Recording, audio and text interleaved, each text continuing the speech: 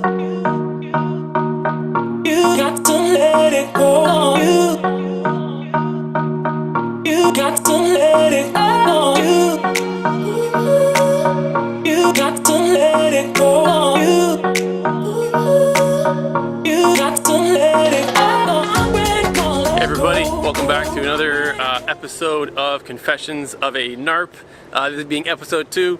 I thought it'd be pretty fitting if I took you guys through what I do to warm up before I run. Now, just quick 101 stuff about warming up. You do not need to static stretch. It is a waste of time, and it actually increases your chance of injury and decreases your power output. Number 2, we're going to do a lot of dynamic stuff, and we're actually going to do what we refer to as like running technique as part of our warm-up. So I got that sun in my eye. I'm going to come over here, and hopefully you can still... Okay, here we are. Hopefully you can see me here.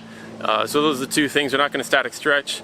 We're going to do a lot of dynamic stuff, but part of our dynamic warm-up for a distance athlete is going to be a lot of running technique instead of explosive movements. Really, if I'm being honest with you, and what the research says, and what my experience says over the last 10 years of doing this stuff, is that if you're doing a sub-maximal run, you're not running at race pace, you actually don't need to do any sort of specific warm-up. You can just kind of get going, and you'll be fine.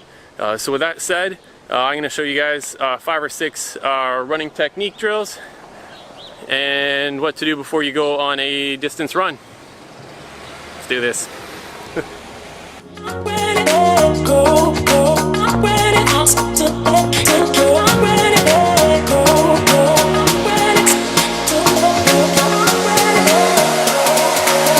You got to let it go.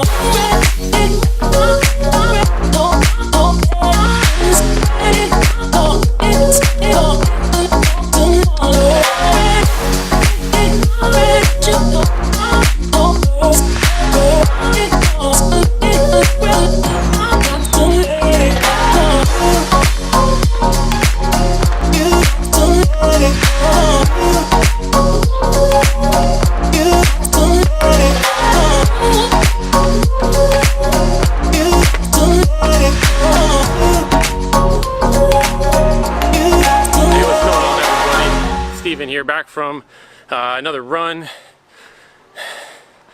Definitely out of breath. Definitely felt a little bit better this time. I didn't actually have any pain per se, just well, shortness of breath when you haven't ran in a long time. So it was good to put in a nice casual 2 miles.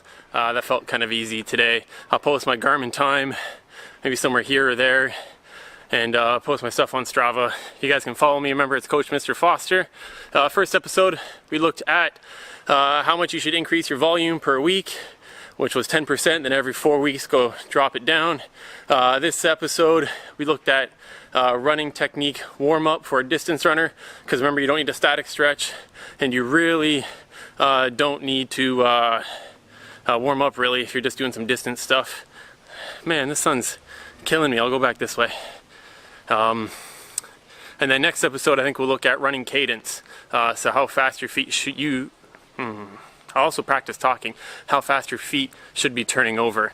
And then in the following episodes, we'll break down running form from our head down to our toes on how to run properly.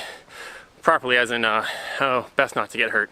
Anyway, hopefully you guys learned something today, and you're out running, doing your own thing too. I'll talk to you guys next time.